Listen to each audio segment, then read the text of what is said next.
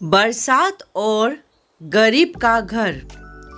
एक छोटे से गांव में जहां हरियाली और खेत खलियानों की भरमार थी, वहां एक गरीब किसान रामू अपनी पत्नी सीता और बच्चों के साथ रहता था।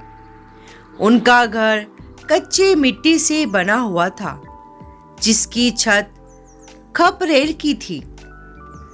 बरसात के दिनों में यह छत हमेशा टपकने लगती थी और घर में पानी भर जाता था।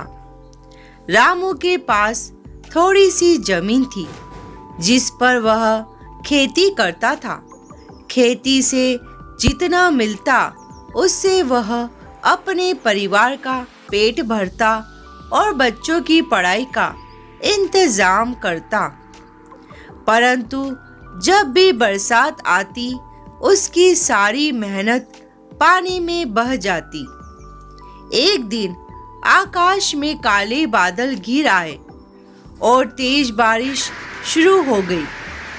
रामू का परिवार चिंतित हो उठा। जैसे जैसे बारिश बढ़ती गई, वैसे वैसे घर के अंदर पानी भरने लगा।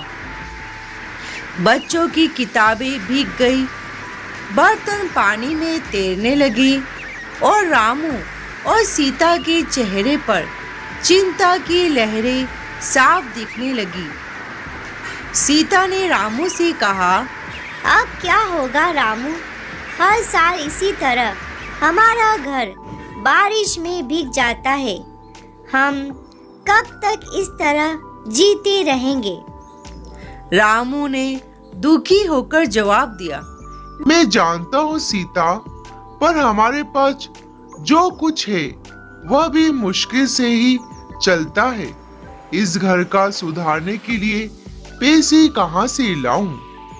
बच्चों के भीगते हुए कहा, पिताजी, हमें बारिश से बचाओ और हमारे कपड़े और किताबें सब भीग गए हैं। रामू ने अपने बच्चों को सांत्वना दी, बेटा चिंता मत करो, मैं कुछ करता हूँ। अगले दिन बारिश थमी तो रामू ने सोचा कि गांव के प्रधान जी से मदद मांगी जाए।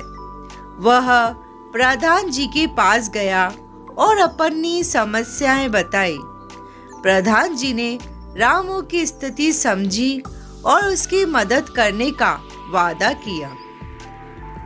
कुछ दिन बाद प्रधान जी ने गांव के कुछ लोगों से मिलकर रामू के घर की मरम्मत कराई। उन्होंने नई छत बनवाई और घर के अन्य हिस्सों को भी ठीक किया। अब रामू का घर बारिश में टपकता नहीं था और उसका परिवार सुकून से रह सकता था। रामू और सीता के चेहरे पर खुशी लौट आई। उन्होंने प्रधान जी और गांव वालों को धन्यवाद दिया। अब वे लोग बरसात का आनंद बिना किसी चिंता के ले सकते थे। इस कहानी से हमें यह सीखने को मिलता है कि कभी कभी मुश्किलें आती है, लेकिन अगर हम उम्मीद और धैर्य बनाए रखें तो हमें मदद और सहारा मिल ही जाता है।